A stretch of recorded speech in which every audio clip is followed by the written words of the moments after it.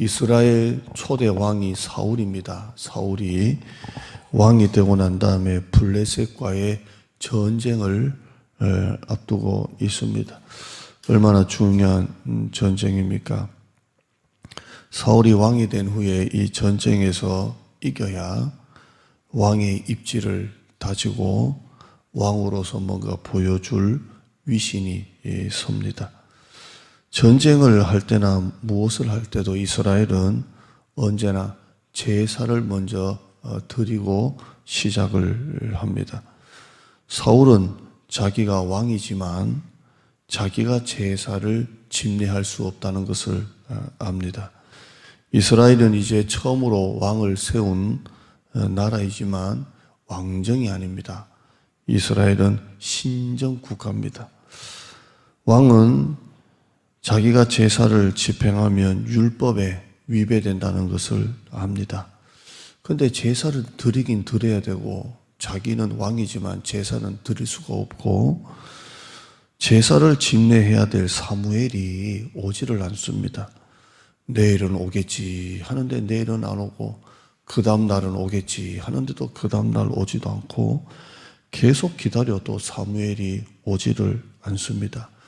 지금 여기는 전쟁터입니다. 빨리 제사를 드리고 빨리 전쟁을 해야 되는데 고작 그 제사 하나 때문에 아무리 기다려도 사무엘이 오지를 않습니다. 이렇게 기다린 지가 일주일이라고 성경은 기록하고 있습니다. 2일 동안을 기다립니다. 사울 입장에서 볼 때 그냥 제사 지내도 되고 안 지내도 되고 그렇게 생각할 수도 있고 자기가 해도 되고 자기가 왕이니까 사무엘이 되고 이렇게 생각할 수는 있지만 이스라엘은 신정 국가이기 때문에 무엇을 하든 꼭 제사를 드려야 합니다. 제사를 드리고 시작을 합니다. 오늘 여러분의 삶에 적용을 하면 여러분의 삶에도 어떤 일을 하든 무엇을 하든 꼭 하나님 앞에 예배 드리고 하셔야 합니다. 우리가 이사를 하거나 또 회사를 시작을 하거나 어떤 큰 기도 제목이 있거나 어떤 큰 어려움이 있을 때 여러분이 해야 될 일은 인간적으로 여러분이 이렇게 하겠다 저렇게 하겠다 해서 되는 게 아니라 가장 먼저 하나님 앞에 예배부터 드려야 합니다. 예배가 어제 설교한 대로 언약궤 같이 그런 부적 같은 것이 되어서는 안 되고 정말 그 예배를 통해 하나님의 뜻을 구하고 하나님의 은혜를 구하는 예배부터 먼저 드려야 합니다.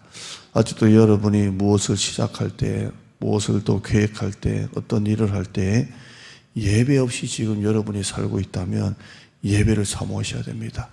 지금 코로나 때문에 뭐 여러 가지가 있지만 꼭 목회자를 모시고 여러분의 가정에서 축복 기도를 받고 회사에서 축복 기도를 받고 예배를 드려야 합니다. 기도와 말씀, 축복으로 여러분이 시작하셔야 합니다. 할렐루야. 이스라엘은 전쟁을 앞두고 예배를 드려야 되는데 제사를 드려야 되는데 사무엘이 아무리 기다려도 오지 않습니다. 자, 블레셋 군대는 해변에 모래같이 많은 엄청난 군대를 보냈습니다. 블레셋 군대는 지금 해변에 모래같이 어마어마한 그 앞에 보면 숫자들이 나오는데요. 어마어마한 군대가 쳐들어왔고 사무엘 제사장은 이래 동안 기다려도 오지를 않고 그러니까 어떤 일이 벌어지냐면 8절입니다. 오늘 우리가 주목할 이 8절 말씀 보시면 이렇게 되어 있죠.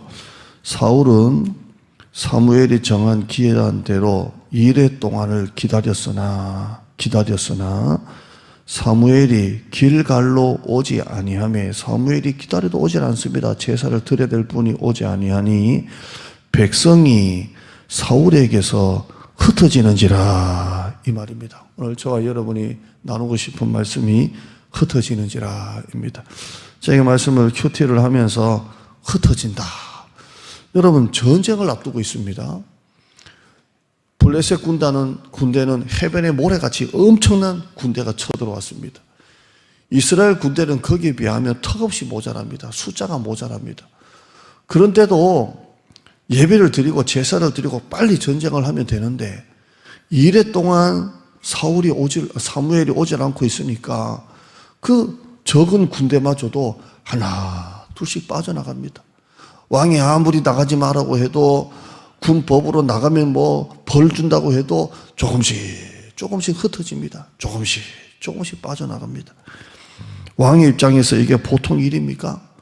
전쟁을 앞두고 사기가 충천해도 모자란데 사무엘은 오지를 않지, 제사는 못 지내지, 블레셋 군대는 밀고 들어오고 있지, 자기가 데리고 왔던 그 힘들게 모았던 이스라엘 군대들은 제사를 안 지내고 일주일이 지나니까 조금씩 빠져나가지. 여러분, 교회 안에 성도들이 조금씩 빠져나간다고 생각해 보세요. 이게 보통 일입니까? 왕의 마음이 얼마나 초조하겠습니까? 그러니까 왕이 더 이상 기다리지를 못합니다. 야, 이렇게 흩어지는 것을 방치하고 있다가는 큰일 나겠다. 이렇게 흩어지는 것을 가만히 놔뒀다가는 전쟁이고 뭐고 하지도 못하고 패할 것이고, 그러면 자기가 왕인데 왕의 입지가 흔들릴 것이고 지지율은 떨어질 것이고, 야, 이거 큰일 나겠다. 그래서 사울이 가만히 생각하다가, 에이, 제사 더 이상 사무엘을 어떻게 기다려? 내가 그냥 드리면 되지. 누가 드리면 뭐 어때? 내가 드리면 되지. 그렇게 해서 자기가 제사를 드려버립니다. 여러분, 누가 드리면 어때 하는 게 큰 교만입니다. 모세가 광야에서 지도력을 가지고 끌고 나갈 때 반역했던 사람들, 아론도 반역했고 미리암도 반역했고 레위 지파도 반역할 때 뭐라고 합니까? 너만 하나님만 만나냐? 너만 하나님이 말씀하냐? 하나님이 우리하고도 말씀한다. 너 없으면 안 되냐? 나도 할 수 있다 하다가 하나님이 크게 벌을 주셨어요. 교회 안에서 자기가 해야 될 몫이 있고 목회자의 몫이 있는데 목사님만 목사님입니까? 하는 사람은 다 교만한 사람이에요. 이 사울은 아니 제사 자기만 하나? 나도 해도 되지. 이렇게 해서 제사를 드립니다. 나중에 사무엘이 와서 했던 말들은 다 생략을 하고요. 오늘 여러분에게 드리실 말씀은 이겁니다. 흩어지기 시작할 때 여러분이 조심하셔야 돼요. 흩어지기 시작할 때 마음이 조급해집니다. 흩어지기 시작할 때 기다리지를 못합니다. 흩어지기 시작할 때 하나님을 잠잠히 신뢰하지 못합니다. 여러분, 머리로는 지식적으로는 하나님의 뜻을 구해야지, 하나님 앞에 엎드려야지. 그러나 흩어지기 시작하는 것이 보이면 머리가 하얗게 되면서 자기가 성급하게 하나님보다 먼저 앞서가는 것을 보게 됩니다. 여러분의 삶이 모든 게 다 잘 되면 얼마나 좋겠습니까? 회사도 모여지면 얼마나 좋겠습니까? 일감이 모여지고 돈이 모여지면 얼마나 좋겠습니까? 장사할 때도 손님이 모여지고 돈이 모아지면 얼마나 좋겠습니까? 애들도 점점 잘 돼가지고 다 좋은 데 들어가면 얼마나 좋겠습니까? 그러나 여러분, 흩어질 때가 있습니다. 회사도 모아둔 돈이 점점 흩어지고 또 잘되던 사업 거래처가 점점 흩어지기 시작할 때가 있습니다. 그렇게 애가 어릴 때부터 말 잘 듣고 교회를 잘 다녔는데 그 아이들이 점점 세상으로 흩어질 때가 있습니다. 재정적으로도 모아놨던 돈들이 흩어질 때가 있습니다. 건강도 흩어져서 질병이 찾아올 때가 있습니다.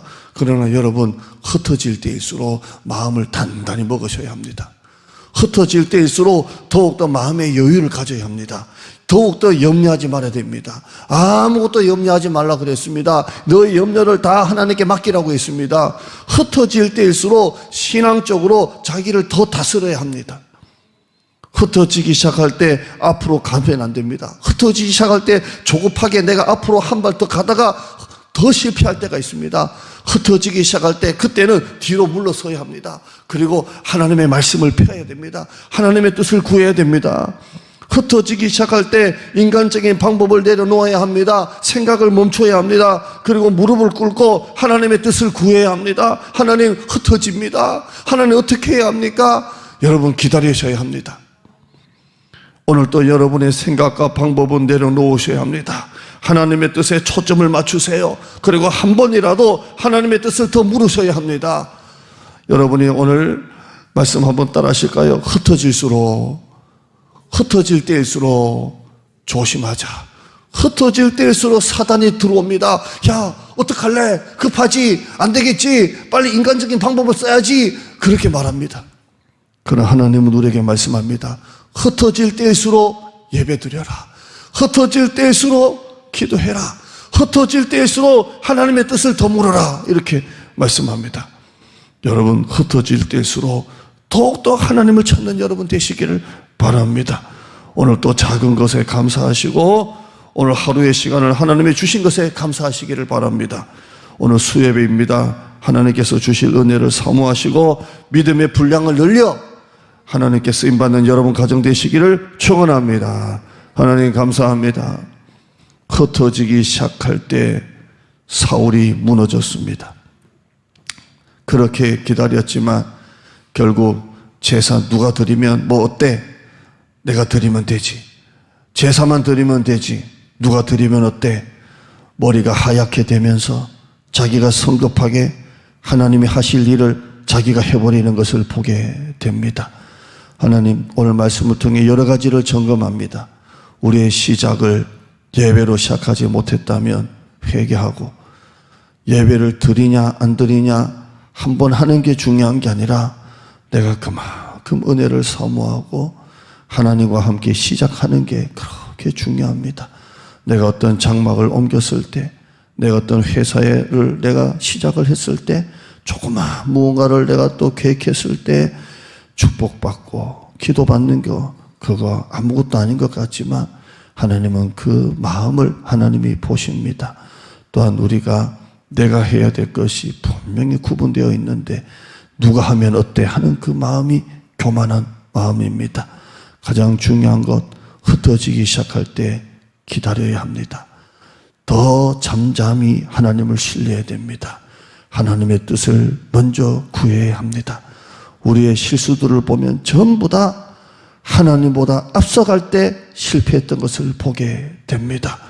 회사도 흩어질 때가 있고, 자녀들도 세상에 흩어질 때가 있고, 재정적으로 모아둔 그 얼마 되지 않는 재정도 흩어질 때가 있고, 자신의 어떤 건강도 흩어질 때가 있습니다. 그때 내 생각과 내 인간적인 방법을 내려놓고 하나님의 뜻에 초점을 맞추고 주님 앞에 나가는 우리 성도들 되게 하여 주시옵소서. 예수님의 이름으로 기도드리옵나이다. 아멘.